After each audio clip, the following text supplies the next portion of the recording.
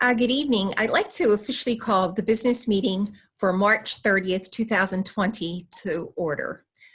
We are simply delighted that you are able to join us for a virtual meeting, and we appreciate your presence and participation. Our goal in the Harrisburg School District is to keep the public informed and to proceed with business because we know it's most imperative that we do. As we open this meeting, I ask that we pause to salute and pledge to the flag. The Pledge of Allegiance to the flag, please.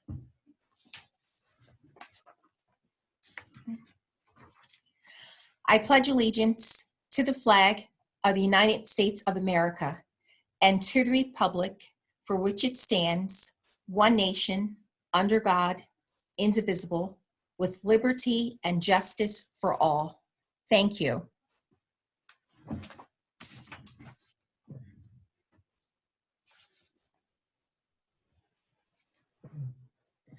As we begin our meeting, I'd like to pause, not only to thank you all for joining us, but I'd like to take a moment before we do roll call to thank Mr. Selmer, Mr. Christopher Selmer, and the administrative team for really doing a wonderful job moving the district forward during this unprecedented time.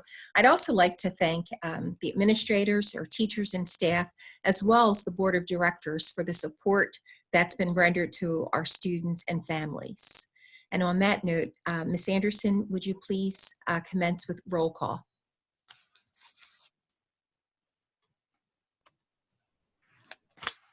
Mr. Pittman.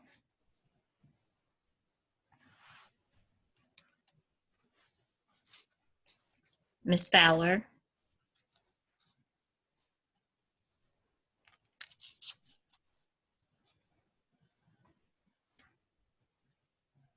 Mr. Williams. Yeah. I can't hear.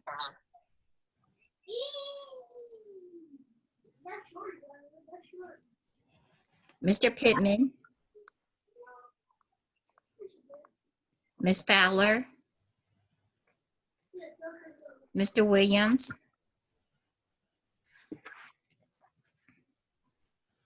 Mr. Thompson Leader. Ms. Robinson. Mr. Thompson. Ms. Buckwalk. Mr. Carter. Here. Dr. Janice Samuels. Present. Acting Superintendent Chris Selmer. Present. Christine Anderson, Board Secretary, here.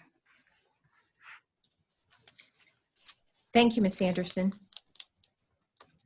I'd like to officially approve the agenda for March 30th, 2020.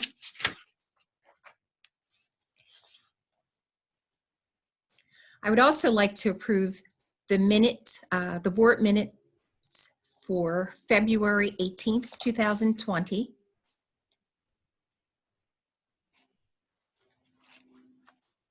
And I'd also like to approve the minutes for the Pennsylvania Nurses Middle College Charter vote that took place on February 24th, 2020.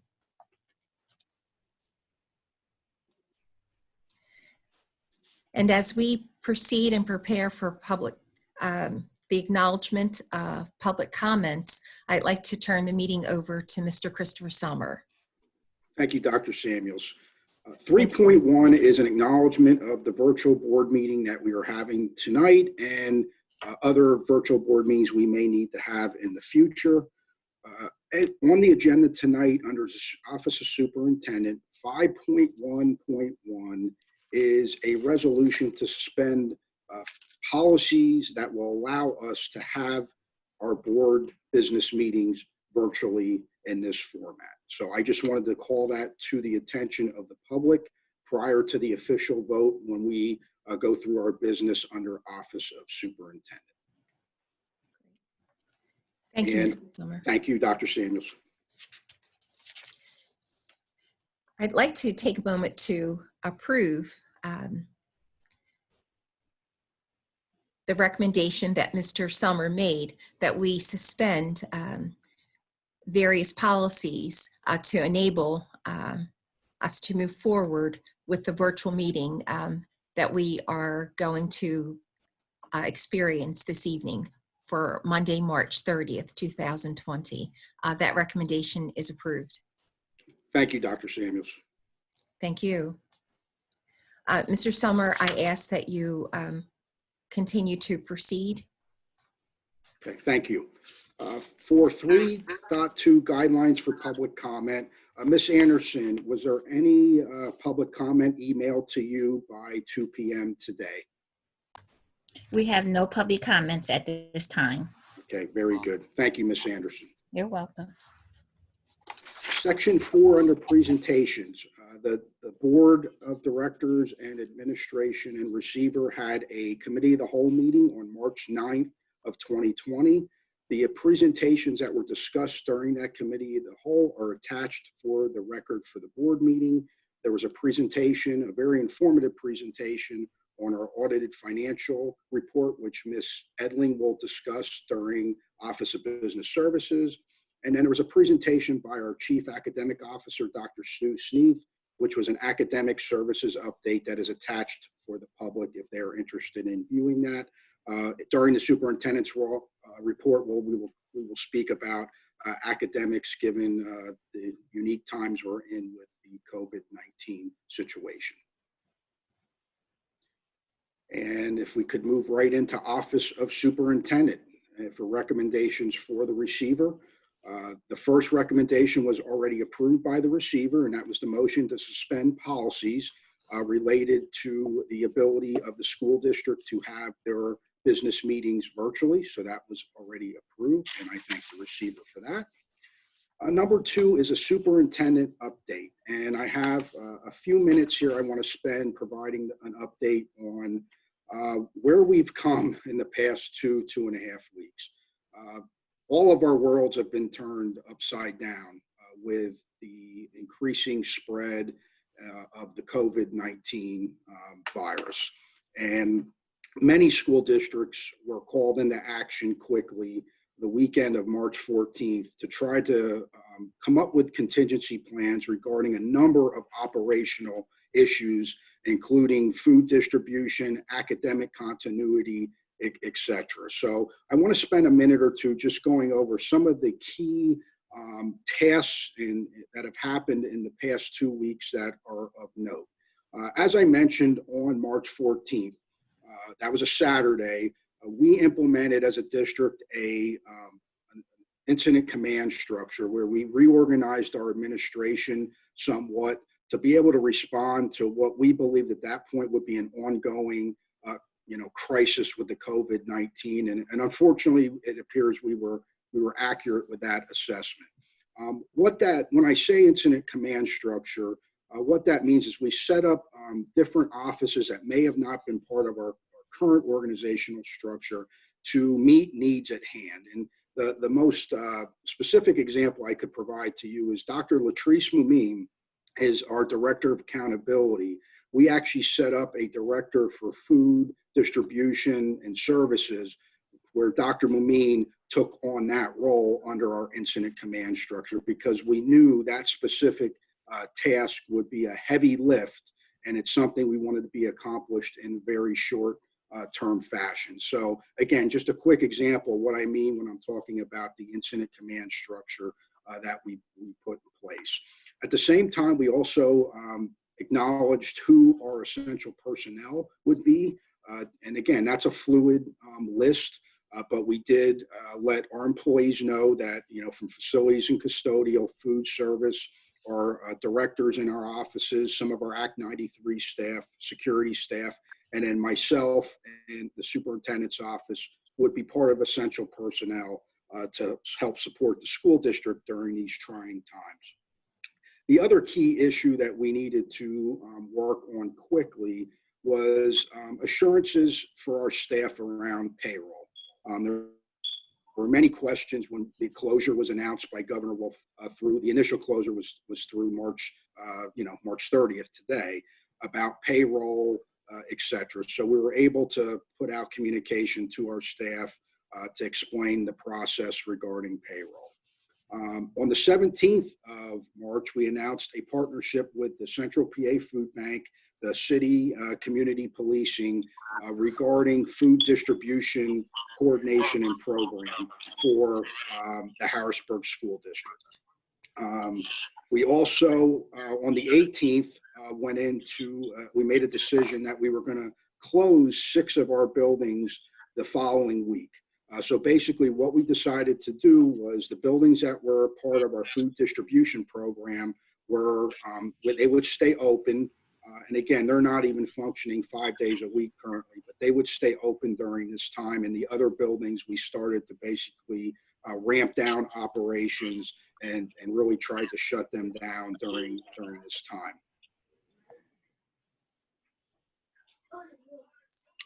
Schedule for the week of the 23rd, where we went to 2 days a week. If you recall, we started 4 days a week the first week, and then we went to 2 days a week, a Tuesday and Friday. Last week, we partnered with Mr. Talon Luckett from Texas Roadhouse and had a wonderful event last Tuesday at Texas Roadhouse where he supported first responders, emergency responders, and also employees of the Harrisburg School District as a thank you for all of their service and support to the community. So that was just a phenomenal event. And on behalf of the district, we thank Mr. Luckett for his warm heart and his generosity during this very difficult time, given he's a business owner and with so much uncertainty, specifically in the private sector, for him to do that was certainly greatly appreciated. On the 27th of March, we announced our partnership with WITF regarding a continuance of education, continuity of education plan for our students under the guise of enrichment. And we'll talk a little bit detail in a minute regarding our current plans and our future plans around academic enrichment and the possibility of a transition to planned instruction in the future. On this same day, the 27th, Governor Wolf did sign into law Act 13 of 2020, which is the Emergency School Act. And some of the provisions of that act that I want to make sure the public is aware of because they do impact day-to-day operations through the end of June are the following. So the 180-day school mandate and the hours of the school mandate, which are 900 or 990, were waived. So that became official during this, as part of this legislation. There was a pay and PSERS language regarding school employees and their compensation and their retirement credit during this time. There was information regarding transportation and what that could look like with transportation contractors during this time. There is information in the bill regarding a continuity of education plan, and this is very important language. And what the language states is each school entity shall make a good faith effort to plan to offer continuity of education to students using alternative means during the period of closure. And part of the requirement is that we will provide a plan to PDE in the coming weeks, and eventually we'll post that plan on our website. But that is important language given the uncertainty that we're all operating under currently. And that broad open language allowed the school district to look at partnerships out of the box like WITF to try to really ensure we have access with as many to all of our students as humanly possible.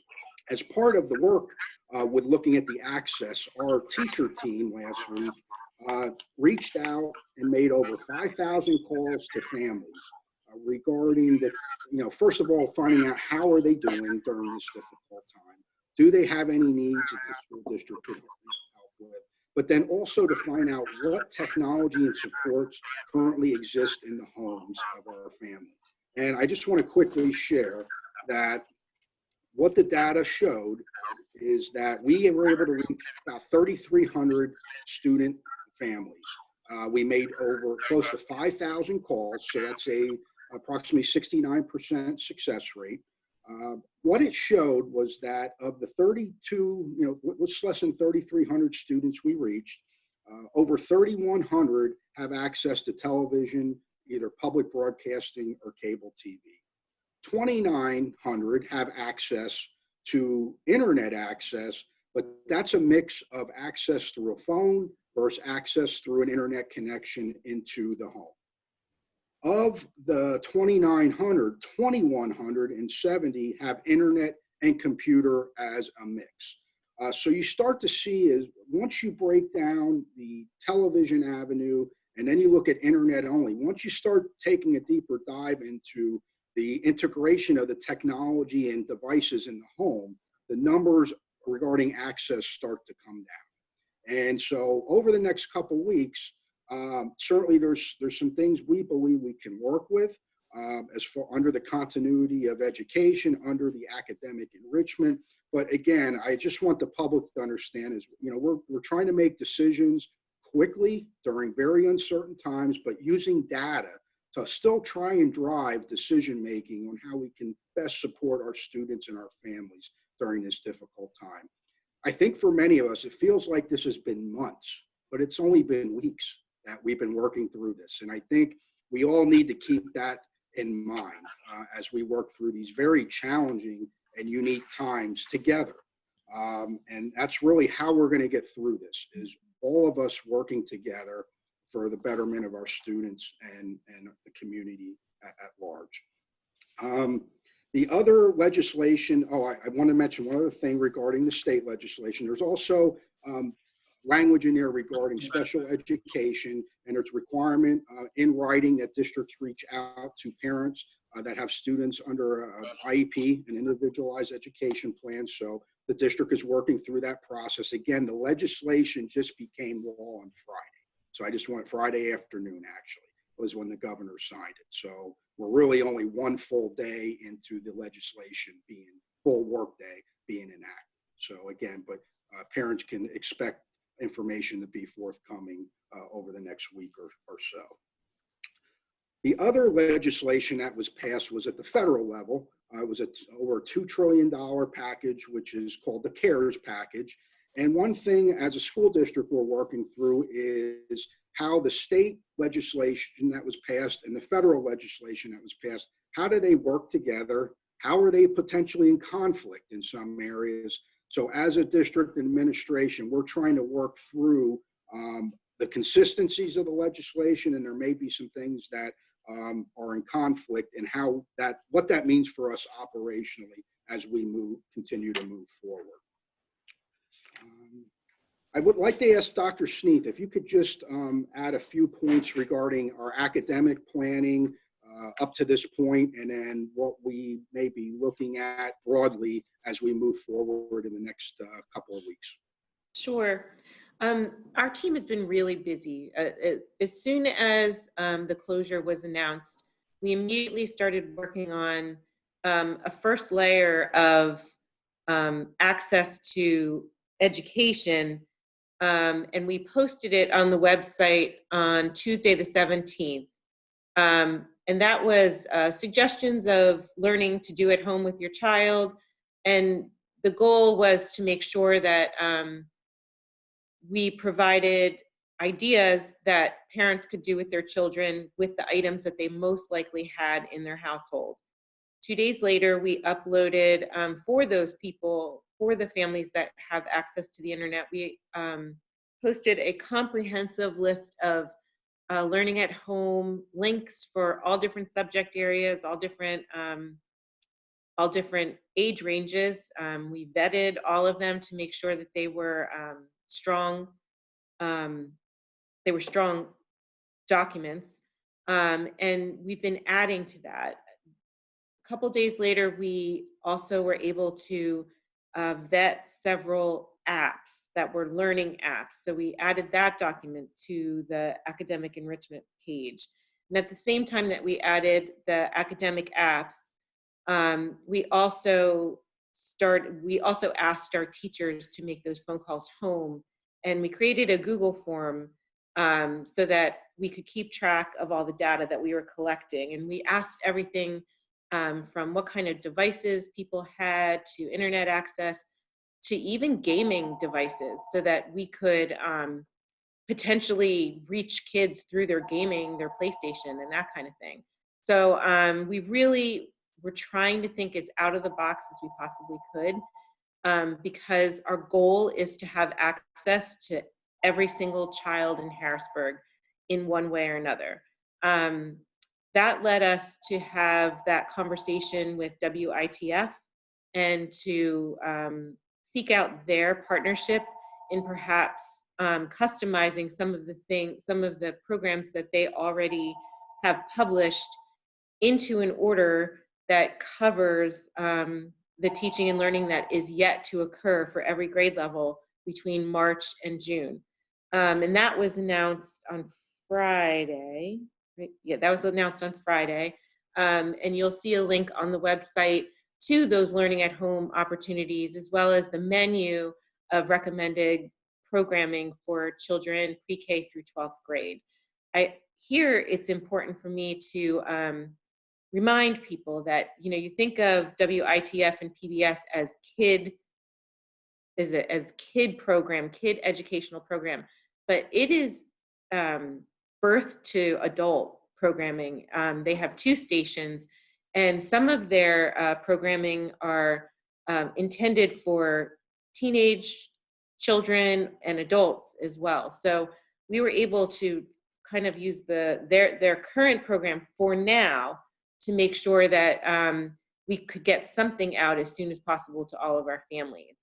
The next phase, now that today it was announced that there's going to be an extended closure, we have to start thinking very strategically about how to transition academic enrichment to planned instruction.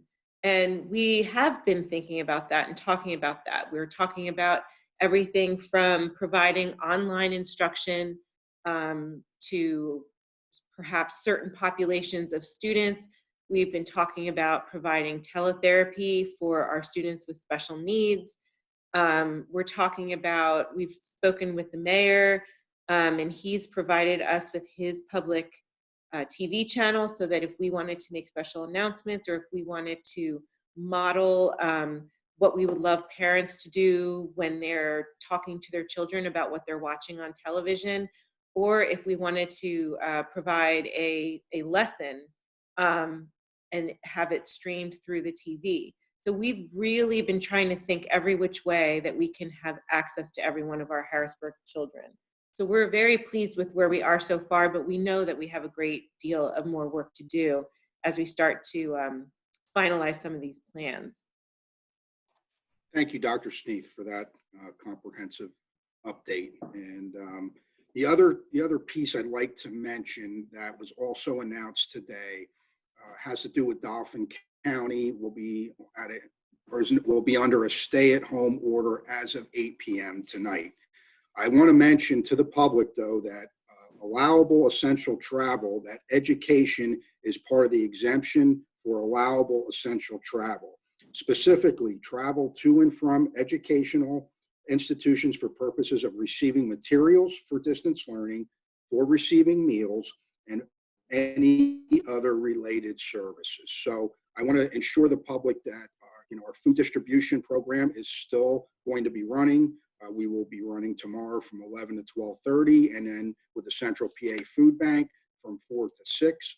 So again, I just wanted to make sure the public understood that the stay-at-home order certainly is in place. We should all abide by that as closely as possible, but there is an allowable essential travel, which a school district does fall under, so we can provide some of these key outreach and community efforts to our families.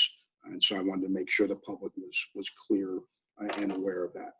I do want to thank our partners, WITF, Texas Roadhouse, the Central PA Food Bank, the city of Harrisburg, the Community Policing Division of Harrisburg, just for their partnership. We made some things happen in a short time frame. We have more work to do, as Dr. Sneath mentioned. We're even looking to refine programs that we're currently operating based on feedback that we have received. But as the superintendent, I couldn't be more pleased with the effort from the administrative staff, the teachers, the custodians, the food service workers, the security staff, the Act 93 staff, and if I missed anyone, I apologize, and our board, Dr. Samuels, and our community. It has been truly a team effort over the past 2 weeks, given really what was unimaginable circumstances just probably 3 or 4 weeks ago. So again, I appreciate and I applaud the effort and the continued effort from our team, from the community, as we continue to try and move forward, because each day provides us another unknown, and we just do not know what tomorrow will present us. And meaning that we need to be fluid, we need to be quick with our responses, we need to think outside the box, and leave no idea unvetted, because we need to work together and to move through this process. One of the key pieces segueing to the Census 2020, which Dr. Samuels will comment on, is I think this situation really has magnified how important census can be to a community. So I'd like to turn it over to Dr. Samuels. Thank you very much for the comprehensive update, Mr. Sommer, and thank you also for sharing, Dr. Sneath. Just as you mentioned, this unprecedented time really does underscore just how important the census is, because we know that every person counts. We know that the census provides extremely important information that impacts billions of dollars, not just for school funding, but related to hospitals, fire departments, highways, etc.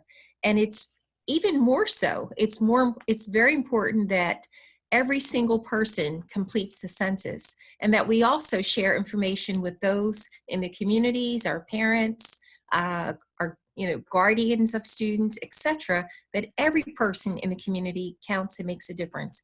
But one of the things as a school district that we wanted to make sure that everyone is aware of, as of March 12th, various invitations for the census have been made available to the public. And we want you to know that individuals are going to be contacted online, by phone, and by way of mail. But the census does not ask questions about citizenship. The census will never ask questions about an individual's Social Security number, about financial information, money or donations. There will be no questions that are asked on behalf of political affiliation or political parties, bank accounts, etc. But we cannot say enough about, the importance of everyone completing the census information, and to, again, encourage others to do the same. So thank you very much. And on that note, Mr. Sommer, I would ask you to continue to proceed with the recommendations. Okay. Thank you, Dr. Samuels. Thank you. So, I do have 2 approvals for your consideration. Item 4 is approval of a charter funding reform, and the resolution is attached. I'd just like to give a few highlights. There's been a lot of conversation over the last decade or more regarding charter schools and the equity regarding the funding of charter schools, and how that flows out of the school district budget to them. There is a resolution attached that we're asking for fair funding reform for charter schools. And we believe it's unfair for a number of reasons. One is because it's based on special education expenditures of a school district rather than the charter school's actual expenses. It is based on a tuition rate calculation that is flawed. In some cases, the flaw could be up to $13,000 per regular education student and up to $39,000 per special education student. And 17-18, according to PDE, school tuition payments for cyber and brick and mortar were more than $1.8 billion, with $519 million of that total paid by districts for tuition to cyber charter schools. And a further analysis from 14-15 showed that there was $100 million for special education services in excess of what charter schools reported spending on actual expenses they incurred. This is a flawed formula. It's been a flawed formula for a long time. And I think, school districts across the state that have great concerns about the formula are adopting the resolution that we're asking Dr. Samuels as receiver to adopt this evening. And again, the full resolution is attached for your viewing. But again, Dr. Samuels, I would respectfully request that you approve this charter school resolution for funding regarding the funding reform this evening. And thank you for sharing that background information, which is extremely important. And I too would like to encourage individuals to go to the district's board docs so they too can review the resolution in full. On behalf of the School Board of Directors, the charter school funding reform resolution is approved. Okay, thank you, Dr. Samuels. And Thank my you. last item for approval is an agreement with Alternative Rehabilitation Communities Incorporated. This is part of our Act 30 requirement for PRRI, and this is pass-through funding. And again, this is the agency we use for this service, and that contract is attached as part of this resolution. The recommendation for the Alternative Rehabilitation Communities Incorporated is approved. Okay, thank you, Dr. Samuels. That is all I have for Office of Superintendent. I will now ask Ms. Lewis to review Office of Human Resources. Ms. Lewis. Thank you, Mr. Selmer. I am recommending to Dr. Samuel the approval of the following items. You will see under Section A is the retirement of Linda Cook, teacher at Melrose, effective the final day of the 2019-20 school year, and Cynthia Miller, a physical education teacher at John Harris, effective the end of the school year as well. The recommendations for the retirement of Ms. Cook and Ms. Miller are approved. We'd like to also thank them for their service to the Harrisburg School District. Thank you. We would typically invite retirees to our meetings, but we'll try to do somewhat other way for all of our other retirees for the end of the school year as well. Under Section B, Resignations End of Service, you will see 6 individuals listed there, and I am recommending approval from Dr. Samuels for those 6 individuals. The resignations and or end of service for the 6 individuals reflected is approved. Under Section C, we have 1 termination of Renee Trujillo, teacher at Camp Curtin, effective 3/30/20. The termination of Renee Trujillo is approved. We also would like to welcome some new staff listed in Section D. It is a pleasure to approve and to welcome the new staff as reflected. We also have a number of individuals changing status in Section E.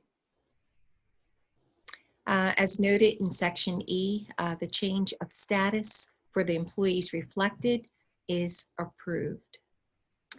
Section F is the extracurricular for winter basketball individuals. The approval for the extracurricular activities and services for winter basketball is approved.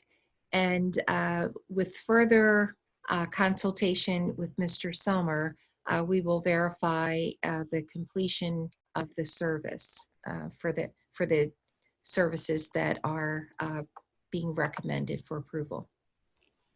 Thank you. Under G, Family Medical Leave Act, there are a number of staff listed there as well.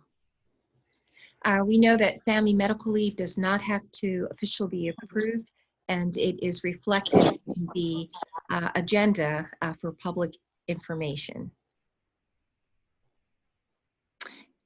Section H is uncompensated leave.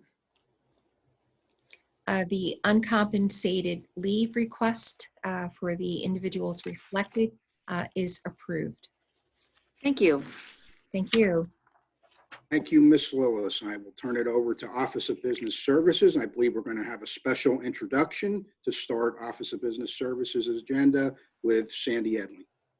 Thank you, Mr. Selmer. Thank you, Dr. Samuels. It is my pleasure this evening to introduce to you all George Longridge. George Longridge will serve as the new business administrator for the Harrisburg School District. He is part of the MCIU contract, but will be with the district now 5 days a week. Up until this point, I've split my time between MCIU, of course, and the Harrisburg School District as we've searched for, a qualified, highly capable candidate for this position.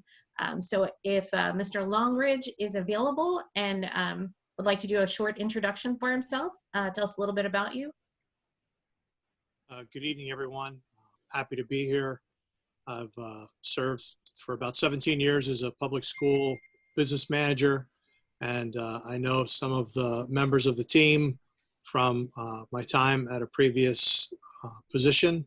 I'm very excited to be here in Harrisburg. There's a lot of energy, and a lot of good spirit, and a lot of good activity around the work here at Harrisburg School District, and I'm very pleased to be a part of it. So I thank Dr. Samuels and Mr. Selmer very much for welcoming me aboard, and I'm really excited to get started. I'm just really disappointed that it couldn't be in different circumstances. This virus is really putting a damper on things. I'm really concerned about the families and the children of the district, but we're working hard to make things the best we can given the circumstances. Happy to be here. And it is a pleasure to welcome you to the Harrisburg School District, Mr. Longridge. We're delighted to work with you, and I'd like to take the moment to also underscore and to say thank you very publicly to Ms. Edling, but she's not going away. She will still be there to assist and to help and to work in collaboration with Mr. Longridge and the team, and for that we're grateful. So we look forward to working together and to know that, my goodness, what an expanded team, and the yeoman's work that the Office of Business Services has been doing is to be applauded, commended, and saluted. So thank you. Thank you, Dr. Samuels.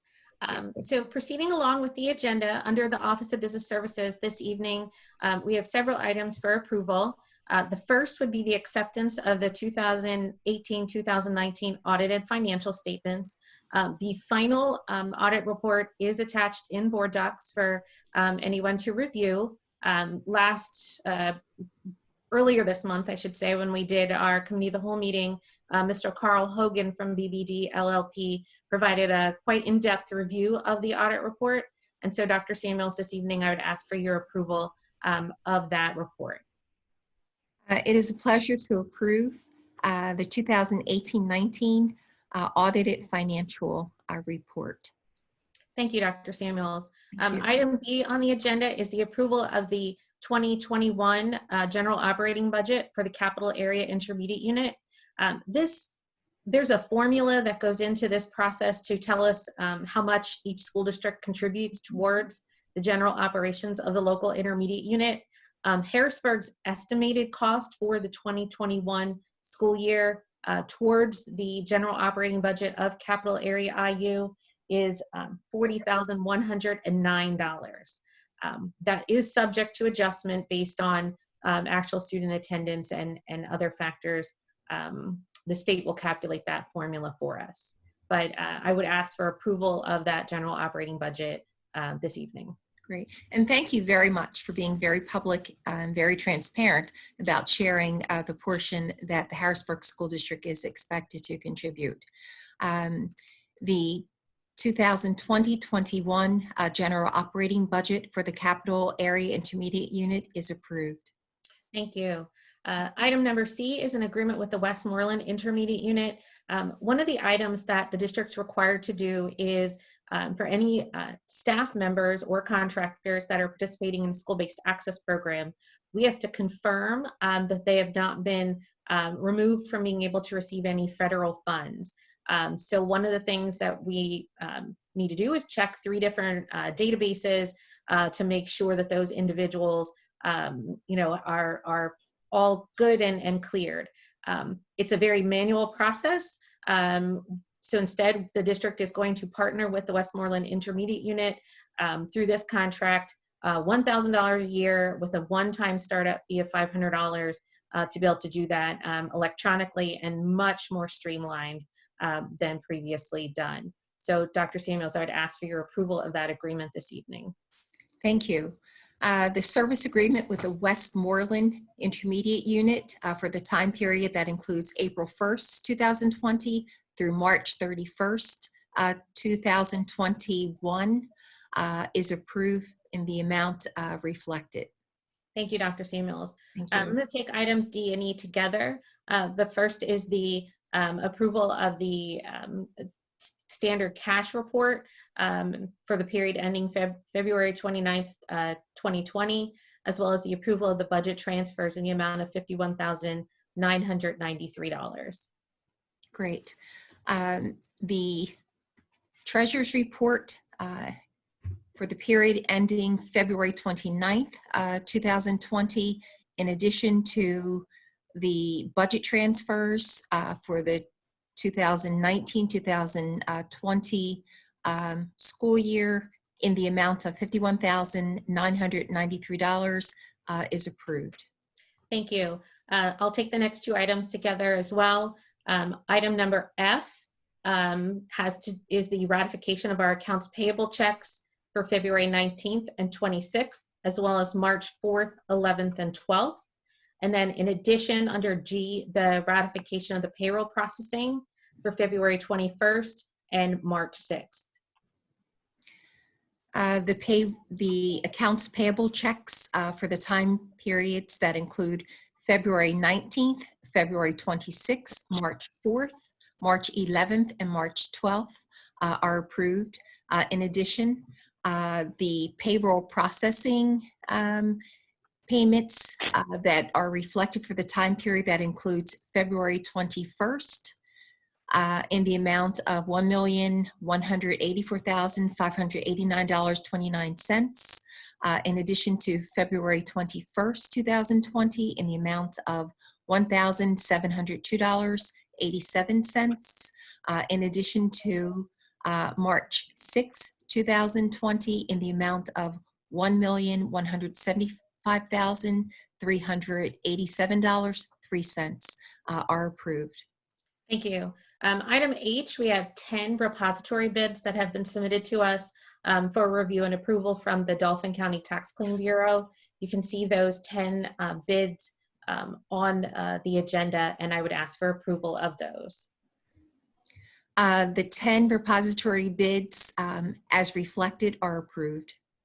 Thank you. Under item number I, we have 6 use of facilities requests this evening. Some of these have occurred. I believe one at least is for an upcoming item. I'm sorry, I take that back. There are 2 for upcoming items, but they all meet our standard request, our standard procedures, and would ask for their approval this evening.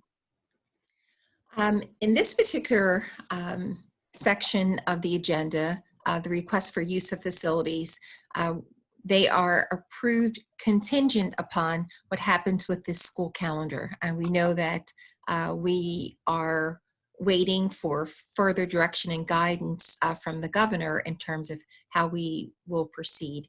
So contingent and based upon that pending information, they are approved based on that information.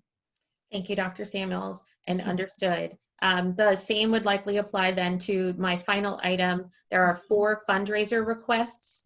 2 of these will, have not begun yet, and likewise would ask for approval with your comment about, pending future calendar adjustments for the district. Yes. So pending further information, the request for the fundraisers, are approved. Thank you, and that concludes my report. Thank you, Ms. Edling. Thank you, Ms. Edling. I will now turn to Office of Academics, Dr. Sneath. Good evening, everyone. Dr. Samuels, I'm offering the 2021 school calendar for your approval for next year. Of course, this too is contingent upon any unknown entities that might happen throughout the year, but this is what we're proposing for the next school year. We did do a presentation about this at the Committee of the Whole meeting, and one thing that you'll note on the calendar is that we really work to reduce the number of broken up weeks throughout the school year. And we also wanted to make sure that we had a balance of professional development days that weren't all placed at the beginning of the school year, but rather spaced out throughout the school year. Those are two of the major changes in the district calendar for the 2021 school year. Thank you for sharing the highlights. And one of the things that we know that you and the team certainly did was to ensure that the instructional days and the focus on instruction is maximized for students. And so thank you for the highlights. And with, as previously articulated, understanding that we're waiting to find out what other items may impact the 2021 calendar. The 21 calendar is approved pending further changes, unforeseen changes that may occur. Thank you very much. Thank you. Item number 2 is professional development. This is a ratification for a mandated conference that our EL teachers and administrators already attended on March 3rd through March 5th. The recommendation for the ratification for the time away for this mandated training is approved. Item number 3 is contracted personnel services. We are requesting a modification of the funding source from the request at the January 21st, 2020 approval of the contract for a consultant, Wanda Suarez, to change the funding source from the general fund to Title I carryover funding. The recommendation for the change in the source of funding for the contractor is approved. Thank you. Thank you. Item 4 deals with special education. And again, both of these are contingent upon what further guidance we're given by the state, but I'm recommending the approval for a contract with New Story in New Cumberland for a special education student from February 24th, 2020 to June 5th, 2020 at the cost of $380 per day. And I am recommending the approval of a contract with Solient Health Services to provide special education services. The contract starting February 9th, 2020 and ending June 5th, 2020 at the cost of $71. That is a mistake. It's $71 per hour. So we will note those adjustments as Yeah. you shared. Thank you. Based on, again, as Mr. Selmer has shared extensive information in terms of legislation that has recently been passed, given further clarification that may be provided, the recommendation for the contract with New Story, New Cumberland for special education services, in addition to the Solient Health Services, noting the adjustment that you just made, are approved pending further guidance and direction that the district may receive regarding contract services. Okay, thank you. Thank you. And lastly, I'm recommending the approval of a settlement. You'll see the settlement number there. It's between Harrisburg School District and Student A for compensatory education hours. The funding source is the general fund. The recommendation for the approval of the settlement is approved. noting the adjustments that you shared. And those are my requests for tonight. Thank you so much. Thank you, Dr. Sneed. Thank you, Dr. Sneef. Office of Operations, we have no items for this evening, but I do want to take a pause and thank the operations team, our food service, our custodians, our facilities workers, who are essential personnel and have been, providing tremendous support during this difficult time. So again, I just want to take a moment and say thank you to those employees and also Mr. Glass, Mr. Regal, et cetera, for their leadership during this difficult time. And I too would like to join you in thanking the team for doing a yeoman's job. Thank you for sharing that, Mr. Selmer, and thank you to the team. Thank you. Item 5.6, Office of Accountability, Dr. Mumine. Thank you, Mr. Selmer. I recommend approval of the use of playground agreement with Keystone Human Service Incorporated, doing business as Capital Area Head Start in the Harrisburg School District. There are no financial implications. The memorandum of understanding is an agreement on how the Harrisburg School District and Capital Area Head Start will share playground space once the district is in session. Great. Thank you, Dr. Mumine. The approval for playground agreement, the agreement for playground activity services with Capital Area Head Start is approved. Thank you, Dr. Samuel. Thank you. Thank you, Dr. Mumine. We'll move into policy recommendations 6.1. I'm going to ask Dr. Sneeth to begin first with the Office of Academics. We have 4 policies being recommended to the receiver, and then Dr. Sneeth will turn it over to Ms. Lillis to discuss 7 policies under the Office of Human Resources that we're recommending the receiver approves. Dr. Sneeth. Okay.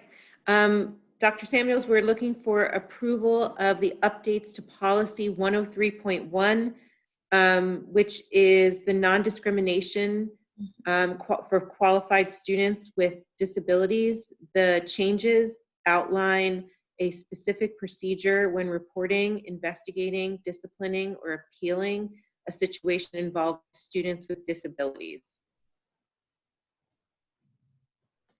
Thank you for that explanation. Policy, the amendments or the changes to policy 103.1, non-discrimination qualified, that reflects information regarding qualified students with disabilities, is approved. Thank you. Requesting approval for an update on policy number 113.3, which focuses on screening evaluations and independent educational evaluations for parents. It highlights that for the school district to do academic screenings for children, parent consent is not required. However, when a parent requests an evaluation, the district may consider the appropriateness of this request. The term Additionally, the term intellectual disability has now replaced the term mental retardation in all policy. And lastly, when an independent education evaluation is requested, the district must respond without any unnecessary delay. Those are the changes to that policy. Great. Thank you very much for the comprehensive explanations as well. The revisions, the modification to policy 113.3 are approved. Thank you. I'm requesting approval for an update on policy number 113.4. These are minor changes, but it states that parents are no longer required to put a request in writing to review their child's educational record. The amendments for policy 113.4 regarding confidentiality of special education student information is approved. And lastly, there's an update to the gifted policy number 114. This updates the process for evaluating and reevaluating a child for gifted. There's new guidance for the way to document gifted students who also possess a learning disability so that they have a dual eligibility category. Policy 114 in reference to gifted education and how we support students is approved. Thank you. Thank you very much for sharing those 4 policies. Good evening again. I am recommending policy 104, non-discrimination in employment practices, for Dr. Samuel's approval this evening. This proposed update to the policy includes definitions and additional language regarding delegation of responsibility and guidelines to be followed. This is a substantial update to the previous policy, which was previously 5 pages in length and now goes to 9 pages in length. And I might also add, I believe all of the policies that I'm moving forward for approval this evening are very old, circa 2012. So we are really looking forward to moving ahead with all of these newer policies. And again, thank you for all of the hard work that goes into amending and updating the policy so they're consistent with the law. Policy 104 in reference to non-discrimination in employment and contract practices is approved. Please let me know if I'm out of order on here. I'm looking at a different screen, so I don't have the actual board agenda in front of me right now, but policy 313 is what I have listed next, and that's evaluation of employees. And again, this is an older policy that needed to be revised to reflect the evaluation updates consistent with state code. You were fine. The revisions to policy 313 regarding the evaluation of employees is approved. Thank you. Policy 317 again is an old policy that needed to be updated to reflect state code. Specifically, this conduct disciplinary procedure policy, if employees are found or indicated in a report pursuant to the Child Protective Services Act, they need to contact the Human Resources Department as quickly as possible. And this is an update consistent with that law. Yes, we know that the policies in the 300 series all deal with employees. Policy 317 regarding the conduct and disciplinary procedures regarding employees is approved. Thank you. Policy 318 is penalties for tardiness, and this proposed policy updates the previous policy providing clarity to excusable tardiness. Policy 318 regarding penalties related to tardiness is approved. Thank you. Policy 325, dress and grooming. This proposed policy adds a requirement for support employees to utilize safety gear when performing assigned duties. That's the biggest change to this policy, and moving for your approval. Policy 325 in reference to dress and grooming is approved. Policy 335, family and medical leaves. This policy updates the previous very old policy. The revisions to policy 335 regarding family medical leave. The Family Medical Leave Act is approved. Thank you. And I believe my final one is policy 339, uncompensated leave. This policy provides guidelines for uncompensated leave, the application process for those requested leaves, the periods of allowable time, and the commitment of the employee and the commitment of the employer to these leaves. The revisions to policy 339 regarding uncompensated leave is approved. Thank you. Thank you very much. Thank you, Ms. Lillis, and thank you, Dr. Sneed. Just a point of note for the public. On these attachments, there's a summary sheet that is labeled March 2020 Policy Update Summaries. So you'll see the summaries of all the revisions that were made on that document. And that is our standard practice, where we provide a summary document attached for the public, so you can see the key changes that were made to each and every policy as we move forward in this process. And I just want to let the public know we also we use the support of PSBA and our legal team before bringing any policy forward for Dr. Samuel's consideration and approval. Before I turn it over to Dr. Samuels to adjourn the meeting, just a couple quick items. One is I want to thank Mr. Craig Glass, who has been operating the meeting this evening. He's been working since the middle of last week to set the meeting up for us to be able to go virtual tonight. So I want to thank Mr. Glass for all his efforts. The meeting for the public is being recorded. It will be posted on our website shortly after the conclusion of the meeting this evening. I would say definitely within the next 24 hours, you should see it posted on our website for anyone that could not join us this evening. I'd like to also just again mention to the public that as of today at 2 o'clock, Governor Wolf has closed schools indefinitely. And so we will continue to update our public, our employees, as we move through these uncharted waters that we currently are dealing with. And again, I just want to publicly thank everyone for their patience, their understanding, their cooperation, and their support during these very, very difficult and unprecedented times. So thank you for that. The last piece I just want to mention for the public, as far as our food distribution program, we are still doing our distribution Tuesday and Friday this week. I do want to mention that we're really going to be focused on social distancing at each of the 6 locations.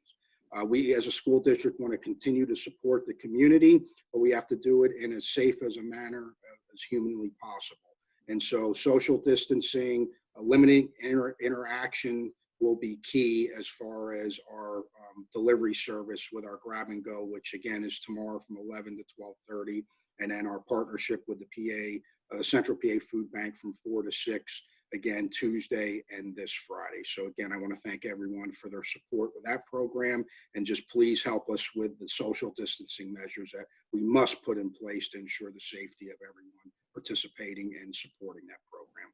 And that is my last comment. I'd like to turn it back to Dr. Samuels for the adjournment of the meeting. Thank you once again, Mr. Selmer, for the updates, for all that the team and our teachers and staff, board members are doing in this very unprecedented time. Again, our goal is to continue to move forward, with business matters related to the school district, and to be as transparent as possible and to share information. We will continue to meet again and to share information in a variety of modes. And on that note, I'd like to thank you once again and to officially adjourn the meeting. Thank you all and have a good evening. Thank you. Thank you.